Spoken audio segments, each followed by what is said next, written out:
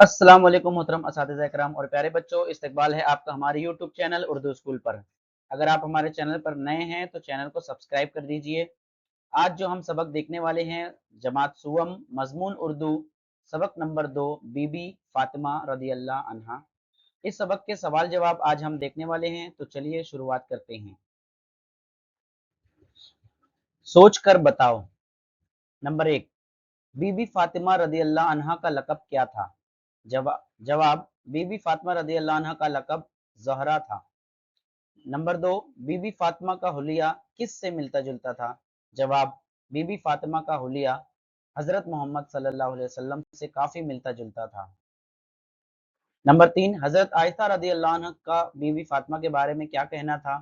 जवाब, हजरत आयशा रदी अल्लाह अन्हा का बीबी फातिमा रदी अल्लाह अन्हा के बारे में ये कहना था कि बीबी फातिमा की गुफ्तगू, तौर तरीके और आदतें हजरत मोहम्मद सल्लल्लाहु अलैहि वसल्लम से काफी मिलती जुलती हैं। नंबर 4, बीबी फातिमा कैसी खातून थी? जवाब, बीबी फातिमा सादगी पसंद, इबादत गुजार, मेहनती और हयादार खातून थी। वजह बताओ। बीबी फातिमा की जिंदगी हमारे लिए काफी बेहतरीन नमूना है।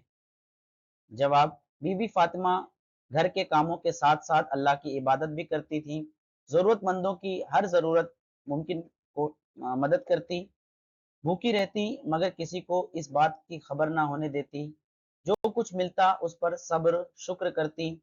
बीवी फातिमा की जिंदगी हमारे लिए बेहतरीन नमूना है। खाके में लिखो। बीवी फातिमा सादगी पसंद, मेहनती, इबादत गुजार, हयादार। खाके में बीवी फातिमा के रिश्तेदारों के नाम लिखो।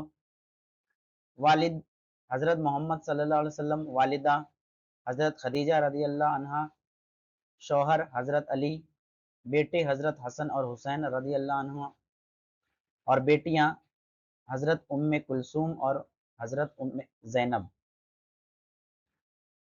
मुनासिब लफ्ज चुनकर खाली जगह पुर कीजिए। नंबर 1, हजरत मोहम्मद सल्लल्लाहु अलैहि वसल्लम ने अल्लाह के हुक्म पर मक्का से डैश हिजरत की, मदीना। नंबर 2, सन 2 हिजरी में हजरत मोहम्मद सल्लल्लाहु अलैहि वसल्लम ने बीबी फातिमा का निकाह डैश से पढ़ाया, हजरत अली रदी अल्लाह अन्हु। नंबर 3, बीबी फातिमा रदी अल्लाह अन्हा घर के कामों के साथ साथ अल्लाह की डैश भी करती थी। जवाब, इबादत। चौकोन में लफ्ज चुनकर नया लफ्ज बनाओ। सादगी पसंद तो मन पसंद, इबादत गुजार खिदमत गुजार, हयादार वफादार। बे लगाकर नया लफ्ज बनाओ।